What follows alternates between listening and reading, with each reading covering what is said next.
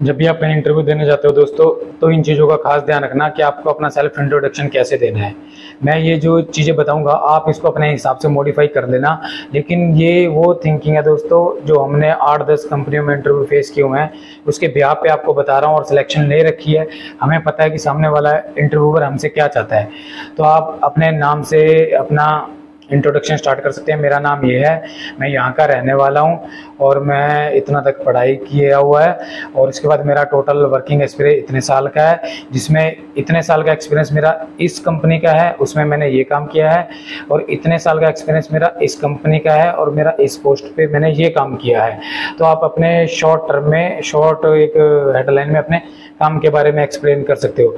उसके बाद आप बता सकते हो कि आप फ्यूचर में आगे बढ़ना चाहते हो और नई नई टेक्नोलॉजी के साथ काम करना चाहते हो और अपनी और कंपनी की ग्रोथ करना चाहते हो, जिसके लिए आप कंपनियों को चेंज करना चाहते हो।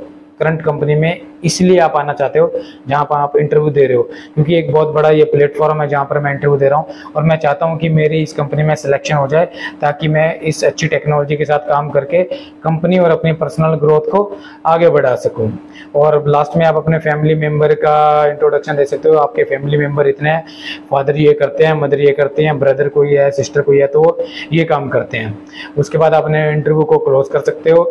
इंटरव्यूअर रिज्यूम पढ़ के आपके रिज्यूम के हिसाब से आपसे क्वेश्चन पुट करेगा। 99% यही चांस होता है कि आपने जो रिज्यूम के अंदर लिखा होता है वो ही इंटरव्यूअर आपसे पूछता है। 1% चांस होता है कि कोई इंटरव्यूअर का मूड कैसा होता है, वो रिज्यूम रिलेटेड ना पूछ के, वर्क रिलेटेड ना पूछ के आपको बाहरी दुनिया के बारे में भी पूछ सकता है। अदरवाइज तो इंटरव्यूअर कुछ भी पूछ सकता है, ये कोई गारंटी नहीं है कि इसी चीज के बारे में पूछेगा। आपको बेसिकली अपनी टेक्निकल नॉलेज पे, अपने टेक्निकल स्किल पे काम करना है, क्योंकि आप किसी पोस्ट के लिए जा रहे हो। मान लो आप असिस्टेंट मैनेजर के लिए जा रहे हो, मैनेजर के लिए जा रहे हो, एग्जीक्यूटिव इंजीनियर के लिए जा रहे हो, फील्ड इंजीनियर के लिए जा रहे हो, सेल्स मैनेजर के लिए जा रहे हो, मार्केटिंग मैनेजर के लिए जा रहे हो, और किसी बड़े एरिया में जा रहे हो, नॉर्थ मैनेजर जा रहे हो, साउथ मैनेजर जा रहे हो, किसी बड़े फंक्शन के मैनेजर जा रहे हो, कोई डीजीएम लेवल पे जा रहे हो या एजीएम लेवल पे जा रहे हो या जीएम लेवल पे जा रहे हो। फर्स्ट ऑफ ऑल आपको जिस कंपनी में आप इंटरव्यू देने जा रहे हो उसकी ब्रांडिंग क्या है, वो बनाती क्या है, उसकी वैल्यू क्या है, उसका किस चीज़ का प्रोडक्ट है, वो पावर सेक्टर है, वो इंडस्ट्री है, वो कोई केमिकल इंडस्ट्री है, वो कोई मैन्युफैक्चरिंग इंडस्ट्री है, आईटी सेक्टर से रिलेटेड है, वो किन किन चीज़ों में डील करती है, उसका नेटवर्थ क्या है, कैसे काम करती है वो, हम उस कंपनी के लिए क्या कर रहे हैं कि उसकी ग्रोथ हो सकती है और हमारी पर्सनल ग्रोथ हो सकती है, उस कंपनी में मेरे लिए क्या क्या अपॉर्चुनिटी है, मेरी स्किल्ड उस कंपनी को कैसे आगे बढ़ा सकती है। आप ये शॉर्ट वे में बता सकते हो कि मेरे को एक अच्छी टेक्निकल नॉलेज है, मेरे को इलेक्ट्रिकल इंजीनियरिंग की अच्छी नॉलेज है, मैकेनिकल इंजीनियरिंग की अच्छी नॉलेज है, वहाँ पर जो भी इक्विपमेंट लगे हुए हैं मैं उनको मॉडिफाई कर सकता हूँ। अगर कोई ओल्ड टाइप का है, मुझे अच्छी टेक्नोलॉजी का पता है, तो मैं अच्छी टेक्नोलॉजी का यूज़ करके सिस्टम की एफिशिएंसी इंप्रूव कर सकता हूँ, सेल्स बढ़ा सकता हूँ, कोई केमिकल इंडस्ट्री है तो मैन्युफैक्चरिंग बढ़ा सकता हूँ।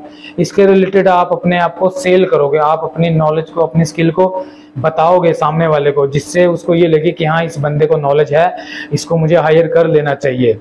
ज़्यादा झूठ कभी भी मत बोलिए। आप हमेशा इंटरव्यू की तैयारी करके जाइए, अपने टेक्निकल स्किल पे भरोसा कीजिए, अपने आप पे भरोसा कीजिए। आपको जितना आता है आप उसको ही अच्छे से कीजिए, आपको ज़्यादा रटने की कोई ज़रूरत नहीं है। फंसने से अच्छा है कि उस चीज़ को मना कर दो, वो सही है। साफ रहोगे उससे आपको टेंशन भी नहीं रहेगी।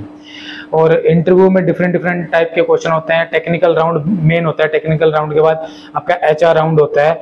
एचआर राउंड एक ही राउंड होता है, उसमें आपको बेसिकली आपके एचआर आपसे पूछता है आपका सैलरी का डिमांड क्या है, आपका प्रीवियस कंपनी में सैलरी स्ट्रक्चर कितना था, लीव बोनस ये सब रहता है। टेक्निकल राउंड मिनिमम 2 होते हैं, नहीं तो कहीं कहीं 3 भी रहते हैं। और फाइनल जो राउंड रहता है वो आपका किसी भी प्लांट के सीईओ या एमडी से मीटिंग रहती है।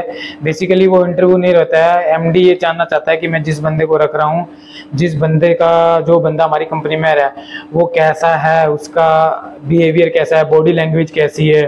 फाइनल एमडी इन्हीं चीज़ों में इंटरेस्ट लेता है, ज़्यादा आपसे टेक्निकल कभी भी नहीं पूछते हैं। टेक्निकल आपका जो टेक्निकल राउंड होता है उन्हीं में पूछा जाता है।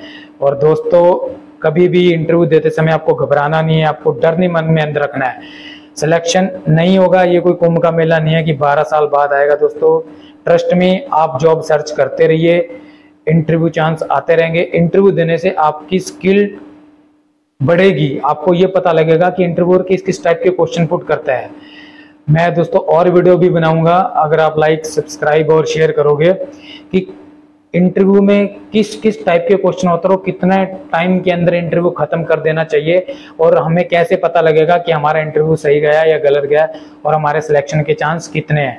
ड्रेसिंग सेंस कैसा होना चाहिए, बॉडी लैंग्वेज कैसी होनी चाहिए, स्ट्रेट फॉरवर्ड डिसीजन इंटरव्यू के समय कैसे लेने चाहिए, और कभी भी क्विक डिसीजन ड्यूरिंग इंटरव्यू नहीं लेना चाहिए। थैंक यू दोस्तों।